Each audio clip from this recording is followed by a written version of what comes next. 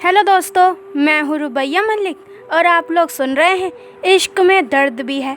इस कहानी में आगे क्या होने वाला है, आइए सुनते हैं। विवान उन दोनों को देखता है। बाहर खड़ा सब्जी वाला कहता है, मैडम जी आज तो कुछ ले लो, कोई सब्जी या कोई फल। नैना उसकी तरफ देखकर कहती है, नहीं भैया कुछ नहीं चाहिए, सब कुछ है। बस इतनी ही बात करते हैं दोनों और सब्जी वाला चला जाता है। विवान अपने कमरे में जाते हुए मन में कहता है, ये हर बार यही बात बोलता है और ये लड़की हर बार यही जवाब देती है। क्या ये दोनों का कोई कोड वर्ड है या कोई सीक्रेट? क्या हो सकता है इन शब्दों के पीछे का राज? ऐसे ही दिन बीत जाता है और रात होती है। नैना किचन में थी और उसके साथ माधव भी था। विवान खाने के लिए बाहर बैठा आरव का वेट कर रहा था। कुछ ही देर में आरव वापस आ जाता है और जैसे ही वो अंदर आता है, सामने विवान को देखकर वो जल्दी से उसके पास जाकर कहता है, कहाँ चला गया था तू बिना बताए? ऐसे भी कौन सा काम आ गया था तुझे? विवान हल्का सा मुस्कुरा कर कहता है, अभी काम पूरा नहीं हुआ है, जैसे ही पूरा होगा सबसे पहले तुझे ही बताऊंगा। आरव कहता है, अच्छा ठीक है, चल आजा खाना खाते हैं। वो दोनों खाने के लिए बैठ जाते हैं। नैना खाना लेकर आती है और आरव को परोसने लगती है। आरव उसकी तरफ देखकर कहता है, तुमने खाया? नैना सर हिलाकर ना में इशारा करती है। आरव उसका हाथ पकड़कर अपने पास वाली कुर्सी पर बिठाते हुए कहता है, तुमसे कितनी बार कहा है ना कि मेरा इंतज़ार मत किया करो, पर तुम सुनती नहीं हो ना। वो थोड़ा नाराज़गी से कहता है। नैना कहती है, आपके बिना खाना अच्छा नहीं लगता है। वो बहुत मासूमियत से कहती है। विवान देख पा रहा था कि महज कुछ ही दिनों में आरव नैना से बेहद प्यार करने लगा था। अब तो वो भी मन ही मन नैना के सही साबित होने की दुआ कर रहा था इस आरव के लिए। आरव नैना से कहता है, चलो अब जल्दी से खाना खाओ। विवान भी खाना खाने लगता है। कुछ देर में वो तीनों खाना खा चुके थे। नैना बर्तन समेटने लगती है। आरव विवान की तरफ देखकर कहता है, अगले महीने रॉय की एक बहुत बड़ी रैली निकलने वाली है और वो दिन उसकी ज़िंदगी का आखिरी दिन होगा। वो बेहद गुस्से से कहता है। नैना के हाथ से बर्तन गिर जाते हैं। आरव और विवान दोनों ही उसकी तरफ देखते हैं। नैना एकदम से कहती है, सॉरी। उसका पूरा चेहरा पसीने से भर गया था। वो हड़बड़ाहट से बर्तन उठाने लगती है। आरव उसकी हालत देखकर जल्दी से उसके पास जाकर कहता है, तुम ठीक तो हो ना? क्या हुआ तुम्हें एकदम से? नैना अटकते हुए कहती है, मैं ठीक हूँ। आरव कहता है, आर यू श्योर कि तुम ठीक हो? लेकिन विवान बस एक टक नैना का चेहरा और उसके चेहरे पर आने वाले भाव को देखते हुए मन में कहता है, रॉय का नाम लेते ही इसकी ये हालत, या रॉय की मौत सुनकर ये हालत हुई है इसकी। कुछ तो है इसका। अब तो मुझे पक्का यकीन हो गया है कि ये सही नहीं है। नैना हड़बड़ाहट में बर्तन उठाकर किचन में जाती है और फिर जल्दी से बर्तन किचन में रखकर अपने कमरे की तरफ जाने लगती है।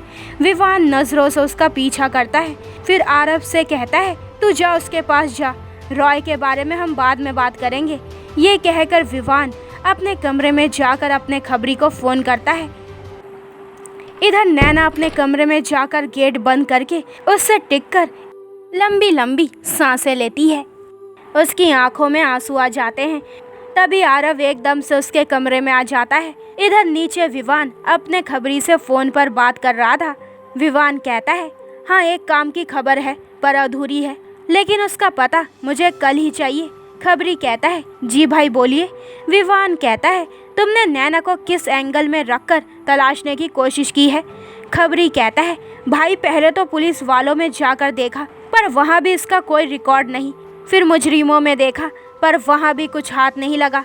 उसके बाद अपने माफिया की दुनिया में भी कुछ फ़ायदा नहीं मिला। विवान कहता है, मुझे लगता है हम गलत जगह तलाश कर रहे हैं।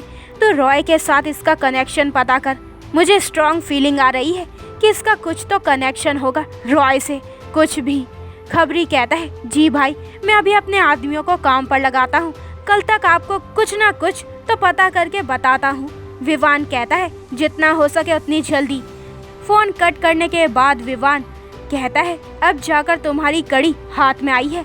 अब तुम्हें मुझसे कोई नहीं बचा सकता नैना। बहुत प्यार प्यार करती हो ना तुम। अब मैं तुम्हारे चेहरे से नकाब हटाऊंगा, वो भी बहुत जल्द। ऊपर कमरे में आरव जैसे ही नैना के कमरे में जाता है, नैना भागकर एकदम से उसके सीने से लग जाती है। आरव गौर करता है कि नैना की दिल की धड़कन बहुत तेज़ चल रही है। उसका चेहरा अभी भी पसीने से भरा हुआ था।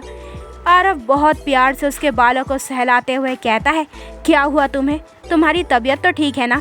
नैना कसकर उसको पकड़ते हुए कहती है, हाँ ठीक है, बस थोड़ा डर गई हूँ।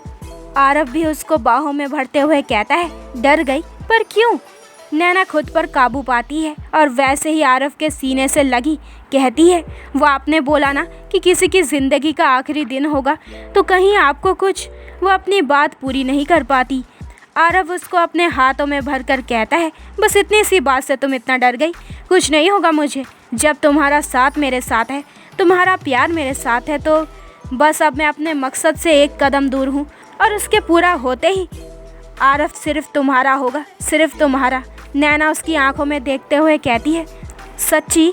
आरव उसके माथे को किस करते हुए कहता है, मुच्ची। दोनों एक दूसरे को गले से लगा लेते हैं। दोनों ही बेहद खुश थे। दोनों ही एक दूसरे को बाहों में भर लेते हैं। दूसरी तरफ विवान और उसके खबरी लग गए थे नैना का रॉय के साथ कनेक्शन पता करने। कुछ देर बाद आरव ने नैना को बहुत प्यार से सुला दिया था, क्योंकि नैना उसे छोड़ ही नहीं रही थी। वो नैना को सही से लिटाकर पीछे होने लगता है, पर नैना मजबूती से उसका हाथ पकड़ लेती है। आरव उसकी तरफ देखता है और कहता है, तुम सोई नहीं अभी तक? नैना कहती है, आप कहाँ जा रहे हैं? मुझे डर लग रहा है, मत जाइए ना। आरव उसके करीब जाकर कहता है, और अगर मैं बहक गया तो? इतना भरोसा मुझ पर? नैना की पलकें शर्म से झुक जाती है। वह शर्माते हुए कहती है, खुद से ज़्यादा भरोसा है मुझे आप पर, और इतना भी जानती हूँ कि अगर मैं बहकी तो आप मुझे संभाल लेंगे, पर आप नहीं बहकेंगे। आरव के होठों पर एक मुस्कान आ जाती है। वो आगे बढ़कर नैना के माथे को किस करता है, फिर उसके बराबर में लेट जाता है। नैना उसके सीने पर सर रखकर अपनी आंखें बंद कर लेती है। आरव लाइट बंद कर देता है और अपनी एक बाजू से नैना को अपने आगोश में भरकर अपनी आंखें बंद कर लेता है। नैना आंखें बंद किए ही मन में सोचती है, ये एक अजीब सी बेचैनी क्यों हो रही है? एक डर सा लग रहा है, जैसे कुछ गलत होने वाला है, कुछ बहुत गलत। हे भगवान, मेरे आरव जी की रक्षा करना। हालत चाहे कैसी भी हो, बस हम दोनों को साथ रखना। और कभी कोई ऐसा वक्त आए कि मेरे आरव जी की जान को खतरा हो, तो उस पल मेरी उम्र भी इन्हें लग जाए, क्योंकि इनके बिना ये नैना कुछ भी नहीं। कुछ ही देर में दोनों को नींद आ जाती है, लेकिन विवान को बिल्कुल नींद नहीं आ रही थी। वो सिगरेट पीता हुआ अपने कमरे में इधर से उधर घूमते हुए कहता है, बुरा तो मैं तुम्हारे साथ करूँगा अब, बस एक सुराग तुम्हारे खिलाफ। उसके बाद तुम्हारे साथ क्या क्या बुरा होगा, ये तुम सोच भी नहीं सकती। ऐसे ही रात गुजर जाती है। सूरज अपनी लाली चारों तरफ बिखेर रहा था। बालकनी से आती हल्की हल्की धूप से आरव की नींद खुलती है। वह अपनी आंखें खोलता है और नजरें जाती है पास में सोई हुई नैना पर, जो अभी उसके सीने पर सर रखकर सो रही थी और बेहद मासूम लग रही थी। आरव उसे देखते हुए मन में सोचता है, सोचा नहीं था कि सुबह इतनी खूबसूरत भी हो सकती है। नैना ने अब भी उसे मजबूती से पकड़ रखा था, जैसे अगर उसने छोड़ा तो आरव उससे दूर हो जाएगा। आरव उसकी हरकत पर मुस्कुरा उठता है, फिर प्यार से उसके रेशमी बालों पर हाथ फेरते हुए कहता है, पागल है बिल्कुल। वो उसको सही से कंबल उड़ाकर उसके पास से उठ जाता है और धीरे से दरवाज़ा खोलकर अपने कमरे में चला जाता है। नैना अब भी आराम से सो रही थी। इधर विवान तो पूरी रात सोया ही नहीं था और दिन निकलते ही वो कहीं चला गया था। आरव अपने कमरे में जाता है और फिर नहाने के लिए। कुछ देर बाद वो नहाकर बाहर आता है। कुछ आदमी उसका नीचे इंतज़ार कर रहे थे। वो अपने कपड़े पहनता है और नीचे चला जाता है।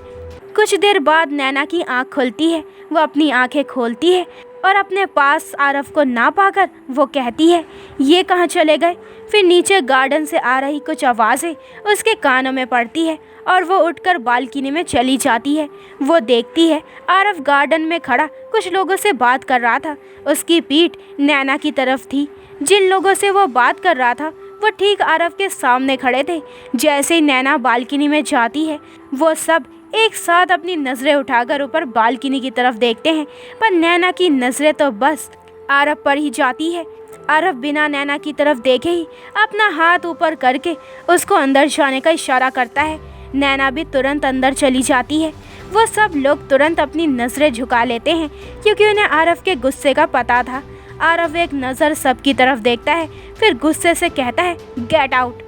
सब लोग सर झुकाकर चले जाते हैं। नैना भी नहाने के लिए चली जाती है। आरव वही गार्डन में रखे झूले पर बैठ जाता है। इधर नैना नहाकर बाहर आती है। ब्लैक कलर का सूट, गीले खुले बाल, गुलाबी होठ, एक एक कदम चलती वो गार्डन की तरफ बढ़ जाती है। जैसे जैसे वो आगे बढ़ रही थी वैसे वैसे आरव के दिल की धड़कनें बढ़ रही थी। नैना उसके पास जाकर बैठ जाती है।